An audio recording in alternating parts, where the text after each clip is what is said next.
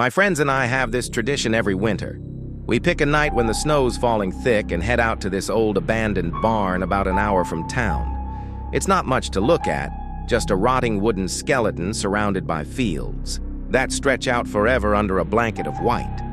But there's something about it, something that pulls us back year after year. Maybe it's the quiet, the way the snow muffles everything until you feel like you're the only people left in the world. Or maybe it's the thrill of trespassing somewhere we know we shouldn't be. Either way, it's our thing. Me, Sam, and Lila. We bring a thermos of coffee, a flashlight, and a dumb sense of adventure. That's all we've ever needed. Until last winter. It was late January and the forecast promised a storm. Perfect, we thought. The worse the weather, the better the vibe. Sam drove us out in his beat-up truck, the windshield wipers slapping away snowflakes the size of quarters. By the time we got to the barn, the wind was howling, and the snow was so dense we could barely see 10 feet ahead. We parked by the edge of the field and trudged through the drifts, our boots sinking deep with every step. The barn loomed up out of the white like a ghost, its broken roof jagged against the sky. We pushed open the sagging door and stepped inside, shaking off the cold. The air in there was still, heavy with the smell of damp wood and something faintly sour, like old hay gone bad. We set up in our usual spot, a corner near the back where the wind didn't cut through as much.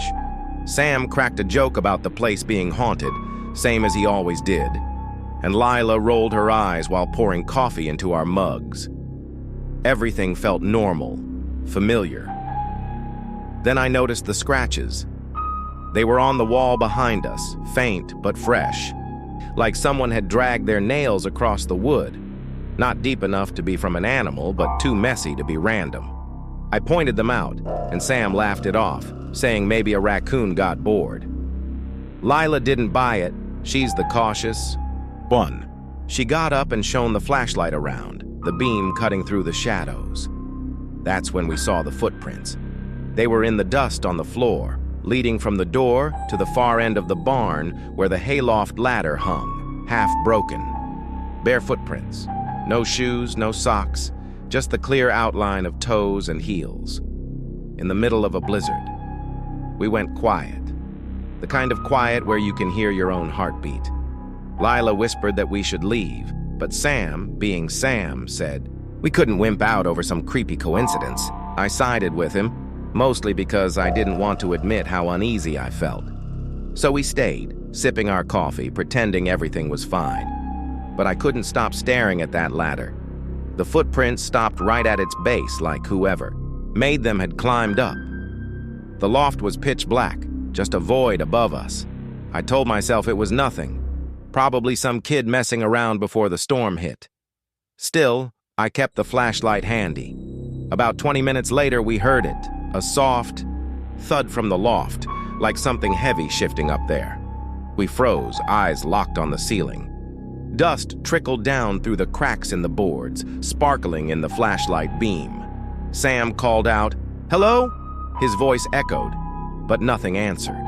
Then another thud, louder this time, followed by a scraping sound, slow and deliberate, like something dragging across the wood.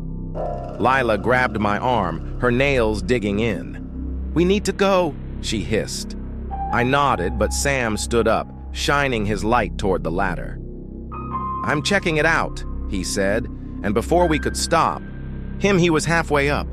The ladder creaked under his weight, and I held my breath, waiting for it to snap. It didn't. He reached the top and disappeared into the dark. For a few seconds there was nothing, just silence and the wind rattling the walls. Then he screamed.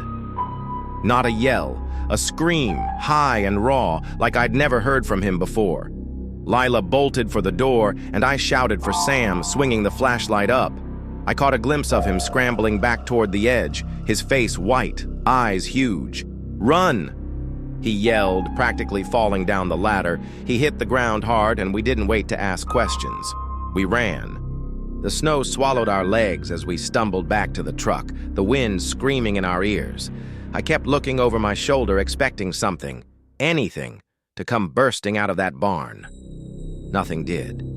We piled into the cab, and Sam floored. The tires spinning before catching traction.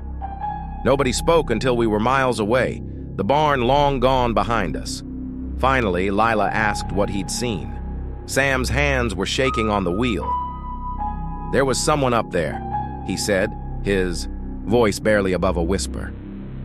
"Just sitting in the dark. No coat, no shoes, just staring at me, smiling. And there was blood on the floor." We didn't go back to the barn after that.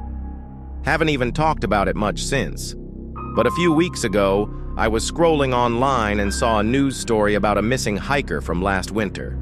They'd found his backpack in a field not far from where we'd been. I don't know if it's connected. I don't want to know. All I can think about is that smile Sam saw and those bare footprints in the dust leading up into the dark.